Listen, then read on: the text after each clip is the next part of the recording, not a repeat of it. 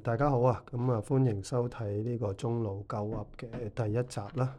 其實之前都有諗過開個 YouTube channel 鳩噏下。近排又得閒啲啦，同埋買一隻新錶。開個拍段片 unbox 啦，講下隻錶。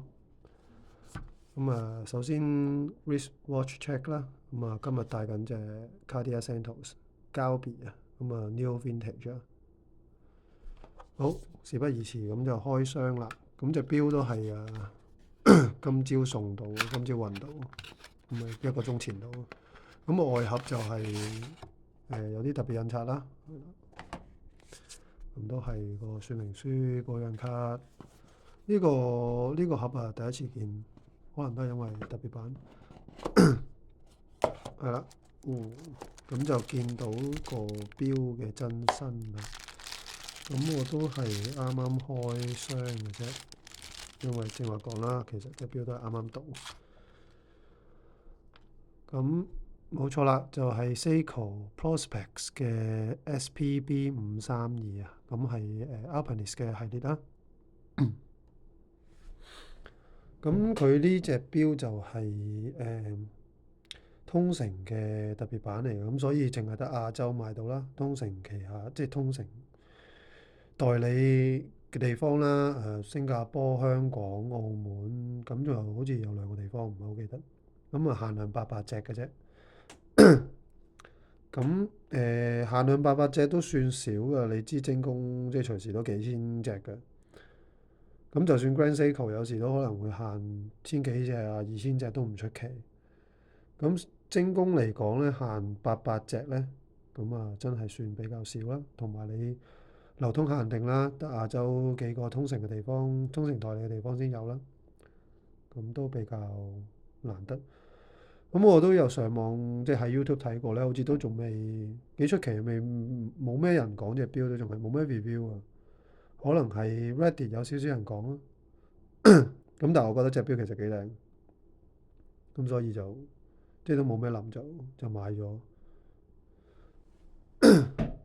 近排都少買好多錶。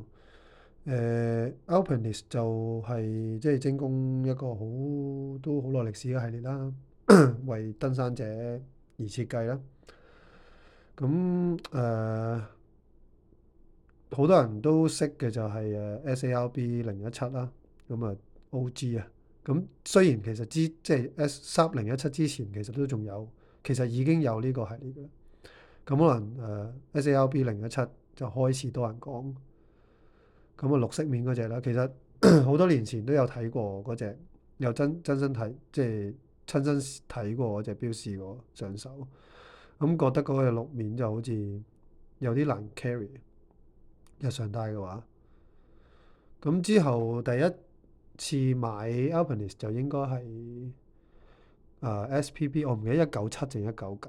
係嗰個歐洲嗰個歐洲特別版嚟嘅。灰灰藍藍色啊，個 nickname 就 Mountain Glacier 啦。嗰個面係好靚，灰灰藍藍放射紋咁。但係戴咗排就覺得日常襯其實都有啲難襯嗰隻色。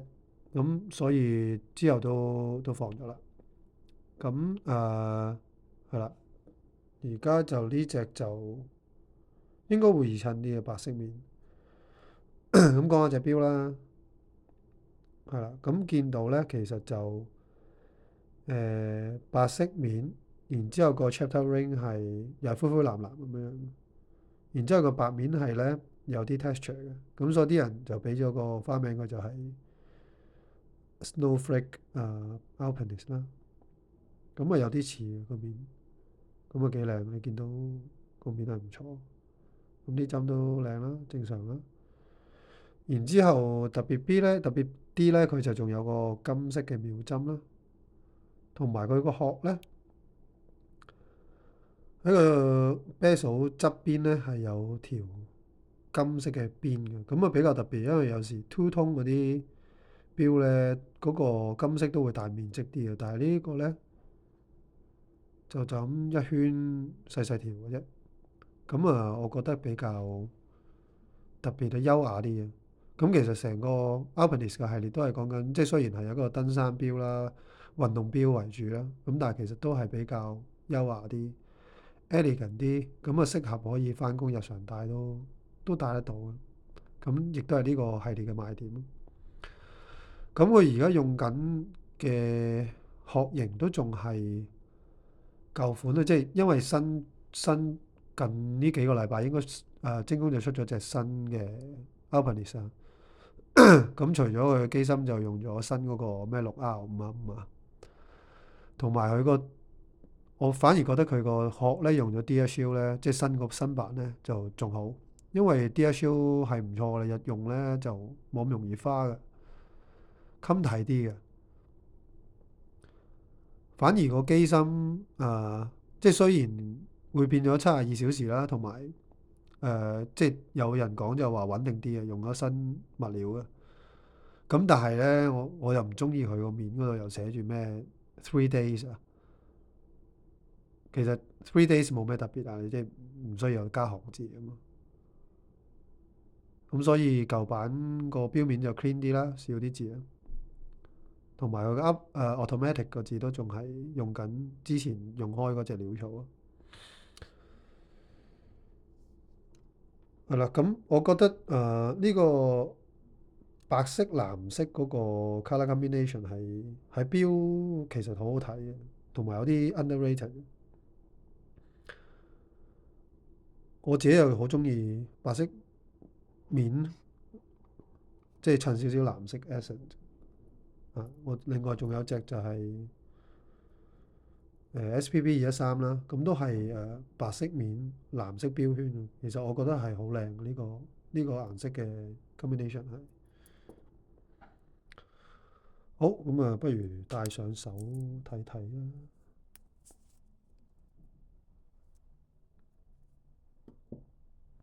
啦，擺上手。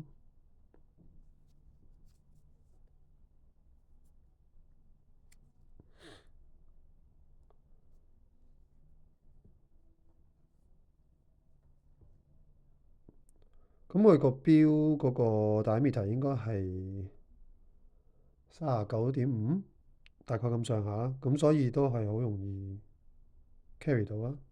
咁標殼就都係13點幾嘅，應該都唔會太冇咩特別嘅，唔算厚唔算薄啦。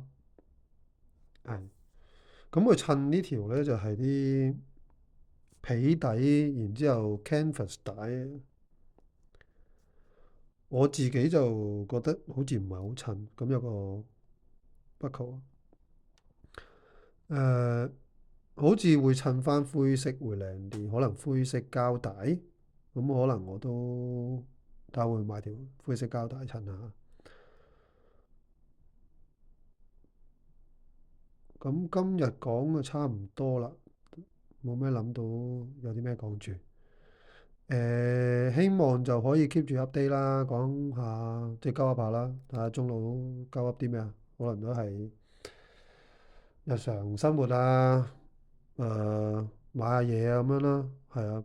錶就嚟咗加拿大之後就買少咗好多，可以講下啲而家仲有嗰啲都放緊咗幾隻，所以都冇咩好講。咁啊，希望得閒可以講下啦。好，係咁先，拜拜。